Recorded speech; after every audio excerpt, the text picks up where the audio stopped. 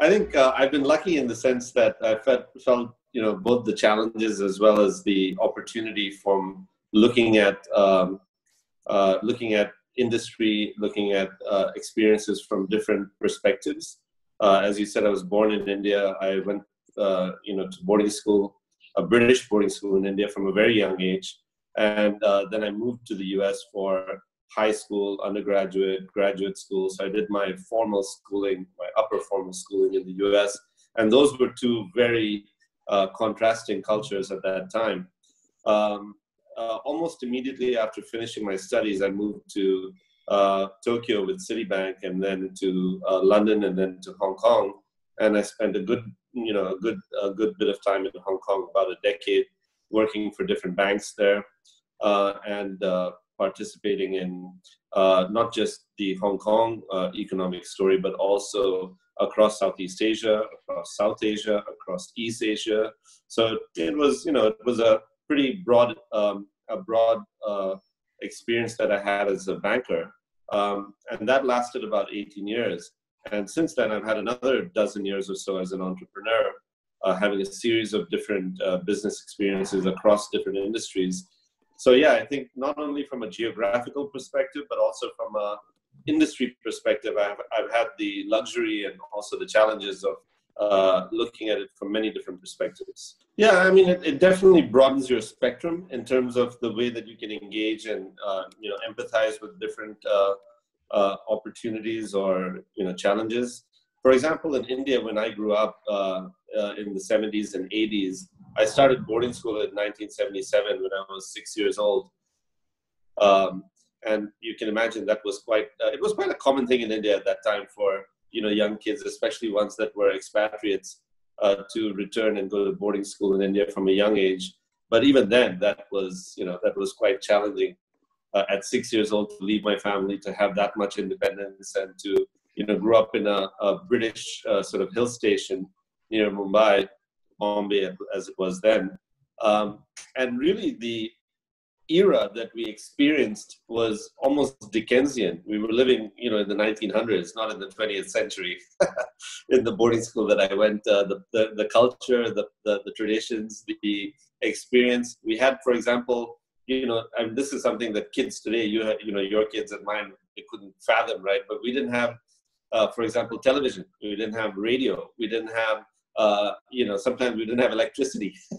So, it was really an experience that contrasted very strongly to the one that I had when I moved to the US at the age of 13 for high school.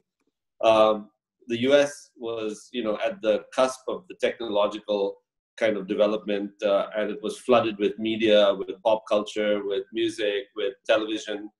And this was, I remember when I moved to the US, one of the funny things was that people would ask, kids would ask me, which bands do you like? And I had no idea, which bands existed.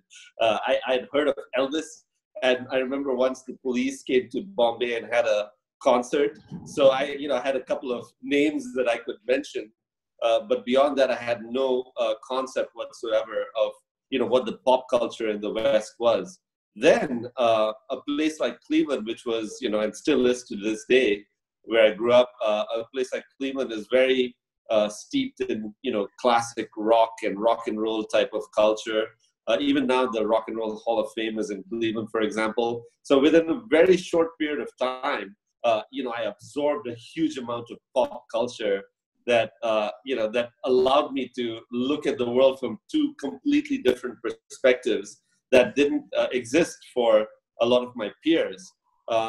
Another interesting thing is growing up in a British boarding school, a very, traditional one, like I said, one that was almost in a different era. We had a command of English language and, and a exposure to literature and, things like that, that was far deeper and far more advanced than what existed in the US. At that time, especially in, not necessarily rural US, but in the Midwest. And it used to blow people's minds that, my command of English was, as a foreigner, as an immigrant, was so far greater than so much in advance of my, my contemporary peers. And all through high school, through my undergraduate, instructors, teachers, professors, they were always telling me that, look, kid, you should be a writer. You should focus on something related to literature or English language. And it's ironic in a way that that's not what I did from a career point of view. It is what I did from a hobby point of view eventually. And, I ended up writing novels and short stories and screenplays. But, it wasn't what I did from a career point of view. I finished my undergraduate and I joined Wall Street, almost by chance.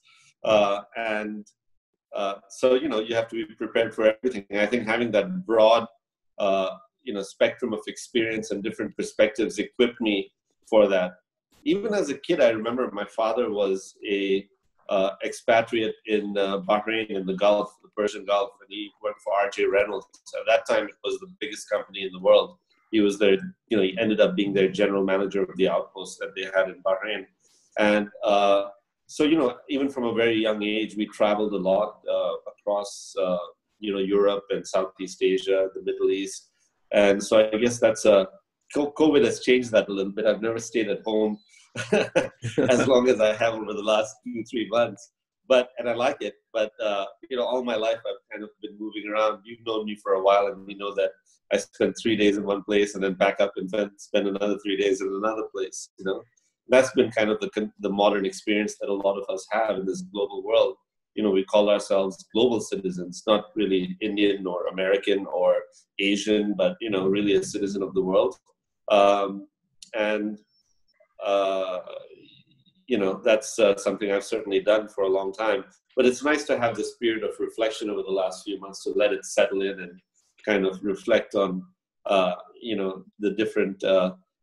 different habits, not even practices, but habits that you fall into, and how over, this type of a break, you get to change some of the ones that, or enjoy ones that you never had and change some of the ones that you had before.